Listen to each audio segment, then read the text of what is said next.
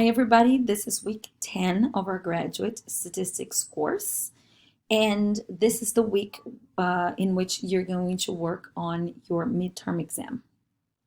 The midterm exam will have two parts. One part will be working through analysis projects in this RMD, much like what you have been doing for your independent activities. And one part will be answering to some multiple choice questions. The multiple choice questions will be posted on our Canvas page. I'll create a module for the midterm exam, and on the module page, I'll post this video there. I'll post the link to our RStudio Cloud course where you can find the midterm exam, and I will post the midterm multiple question file. All right, your exam, both the multiple questions piece and the RMD with the analysis activities, will be due 11:59 p.m. November 1st, 2020. Once you're done, knit the document to PDF and submit on the course Canvas page. Name the files with your first initial and last name. All your work must be your own. Collaboration is strictly forbidden in the case of the exams. If you need clarification or had technical issues that you think are a mistake on our end, file won't knit, the code is not running, what should you do? Do not hesitate to contact Dalton, the course CA, or myself. Do not talk amongst yourselves to try and solve technical issues this week. We will not assist you with working through the problems, nor answer questions about concepts covered in class, but we'll do our best to examine if the trouble you're running into might be something that is related to mistakes on our end. So contact us, please, if you feel that something is going on that is related to a technical issue. If you're unsure, still contact us, because if it's not, we're going to tell you, well, try a little bit more, maybe look here or there. It's not a technical issue. You're making a mistake in setting up your code.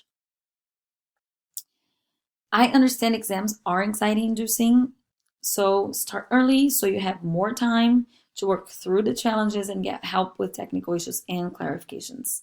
Just know also that because this is the first exam and the pace at which everybody's getting comfortable with R differs, this time the analysis activities will be worth only 50% of your grade, and the multiple choice questions will be worth 50% of the grade. So you can get a bunch of points if you understood the statistical concepts we discussed and you're just struggling still a little bit with R. The midterm exam will be still pretty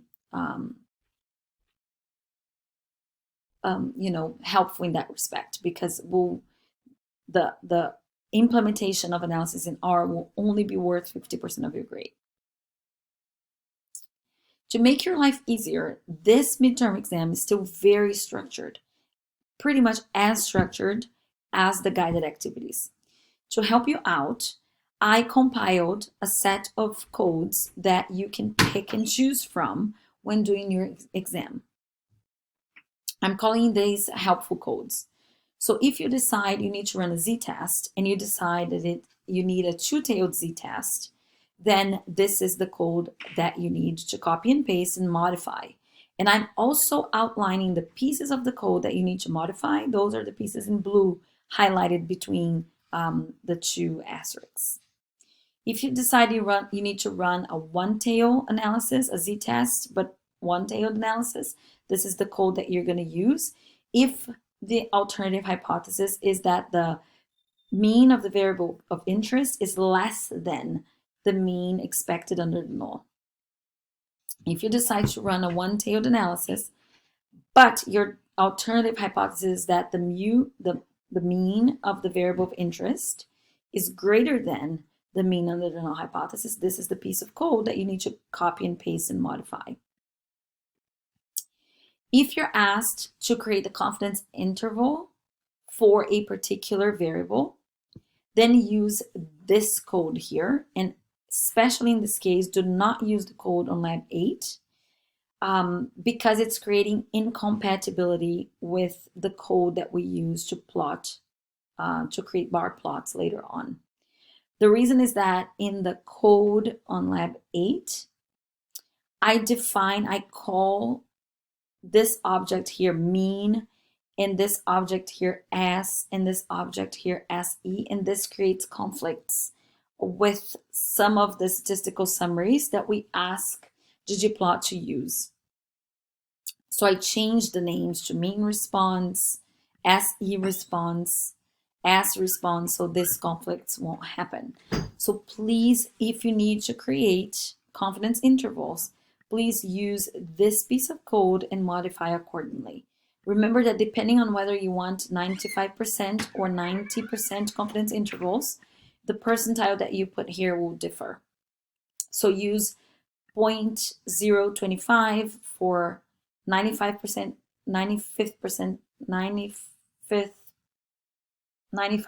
confidence interval, I'm sorry, and use 0.5 for 90% confidence interval. For t-test base codes, you have our one sample t-test here, our paired samples t-test here, and our independent t-test here. So here are the codes that you have to use. The exam starts with a problem statement and a description of the data set that was created to investigate this problem. I borrowed this data set from the internet. I don't quite know the source, but I borrowed it from the OpenStats website that is related to our book. It describes it here in details. It's a very interesting data set on chronic disease and self-management of chronic disease. So please read calmly about the data set, the different variables in the data set. We'll not use all of the variables, but it's important that you get a sense for what variables are in there. And then we have a list of the variables here. And you should pay close attention if when you're doing your activity later on, it's like, what is the variable I'm using? Let me get better description about it. What is this again? How this was measured? If you get curious, come back to this beginning and read it again, that you'll find this information here. Okay. You have to load these particular packages to do your activity. So don't forget to click here and load these packages. And the name of the data set that you work with is self-manage. Self-manage. And here I have this piece of code where I am, basically preventatively transforming each variable into the kind of variable that it should be, just in case R doesn't read it correctly. So you don't have to worry about it. You just have to run this code, and every variable will have the exact, will receive the exact type that it should receive. For example, sex should be a factor in a factor variable. Height should be a numeric variable.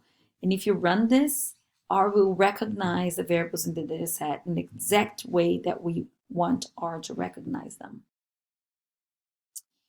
I guess this is it on this part.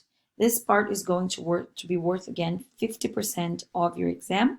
Once you're done with it, knit, go to the Canvas page on the module for week 10, which will be the module for your midterm exam. There will be a link where you submit your analysis project. The analysis project will be submitted, is when I say submit analysis project here or something like that, this is the one you need to submit. But you will also have to work on a multiple question piece.